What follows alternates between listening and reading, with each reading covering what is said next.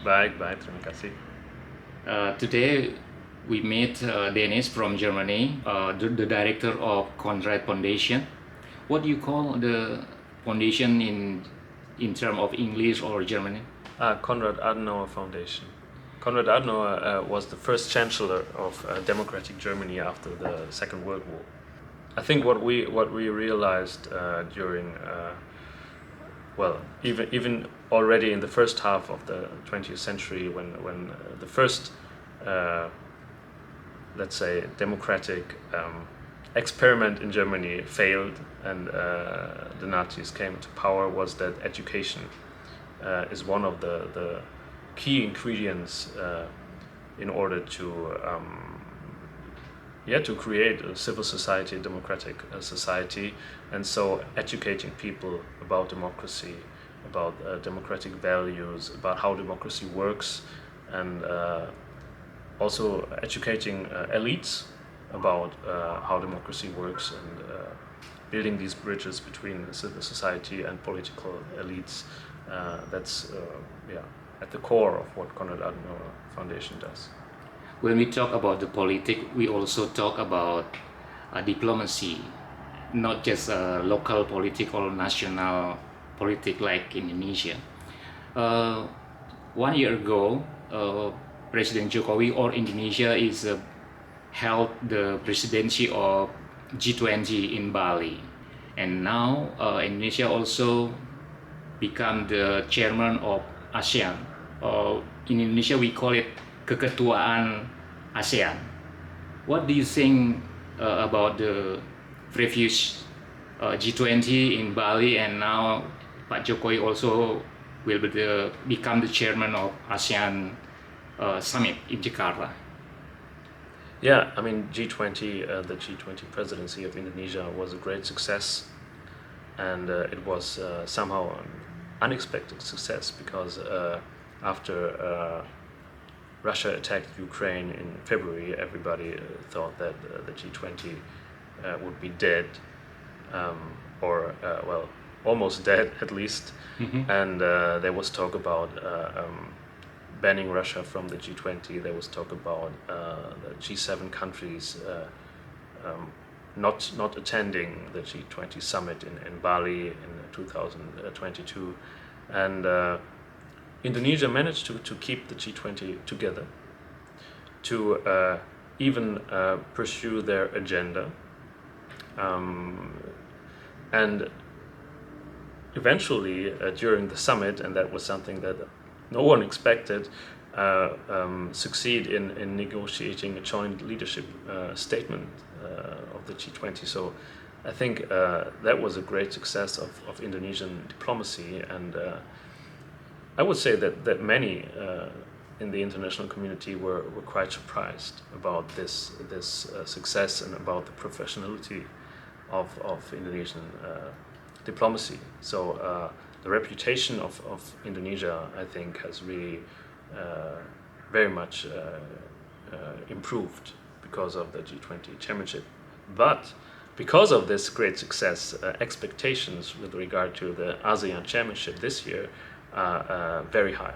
And they're not just high in Indonesia, I think they are also very high in Southeast Asia and the whole ASEAN community and beyond.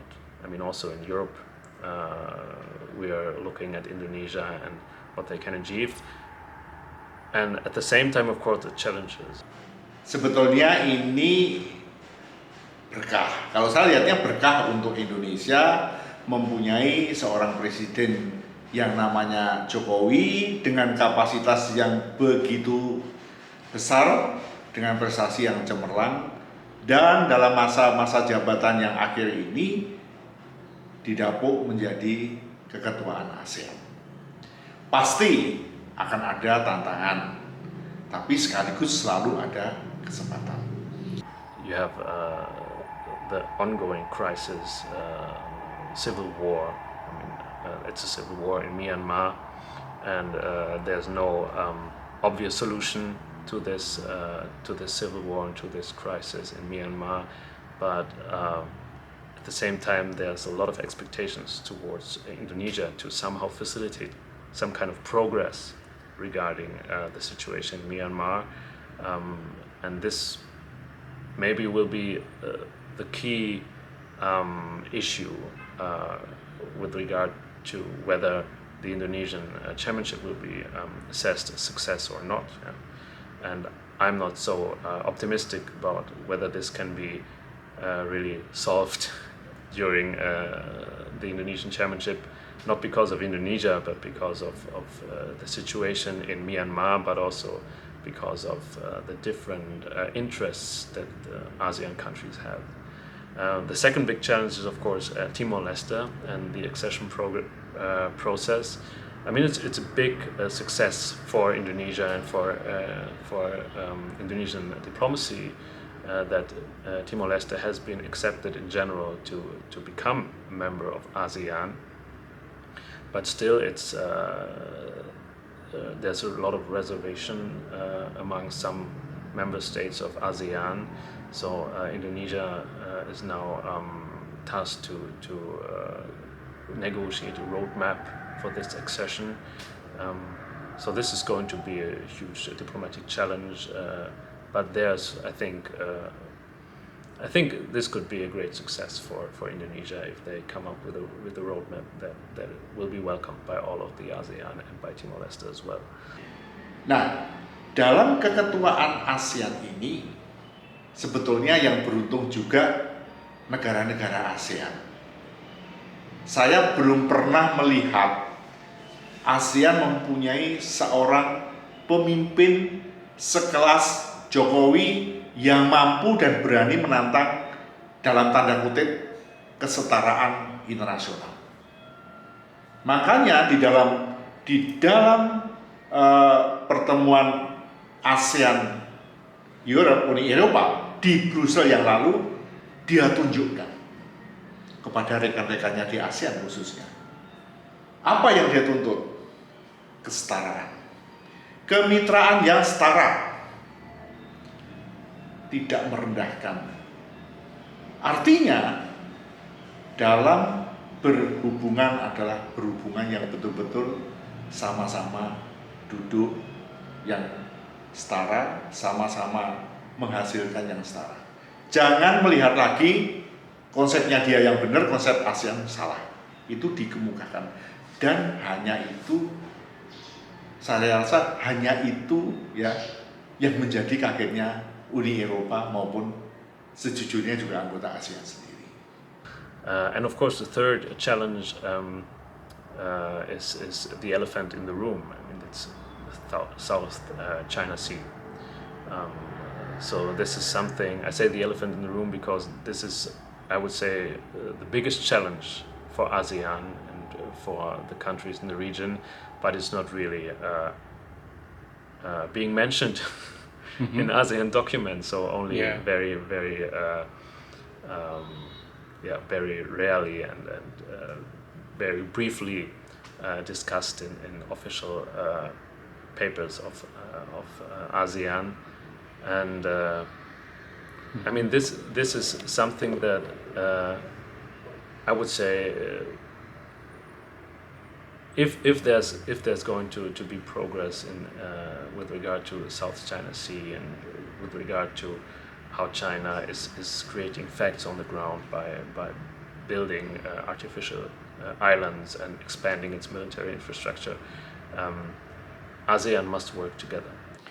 Sehingga Jokowi ini sekarang mengemban tugas yang sangat berat.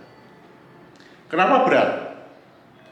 Dia baru saja sukses besar menyelamatkan presidensi G20 yang sejatinya itu sudah seperti sekarat waktu itu karena adanya konflik, adanya krisis, tetapi ada seorang Jokowi dengan timnya yang begitu solid yang mampu menunjukkan kepada dunia Indonesian, kita bisa pimpin.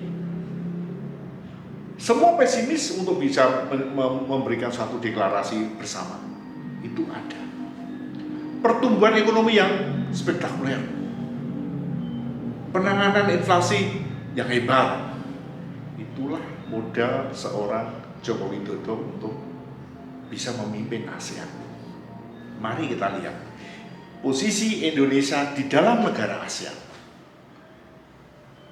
Saat dulu sepertinya dibandingkan Malaysia dan Singapura, Thailand itu Indonesia ini ya pinggir dikit lah. Tetapi saat ini tidak begitu. Indonesia mempunyai sumber daya alam yang tidak dimiliki oleh negara ASEAN. Itu kekuatan yang luar biasa.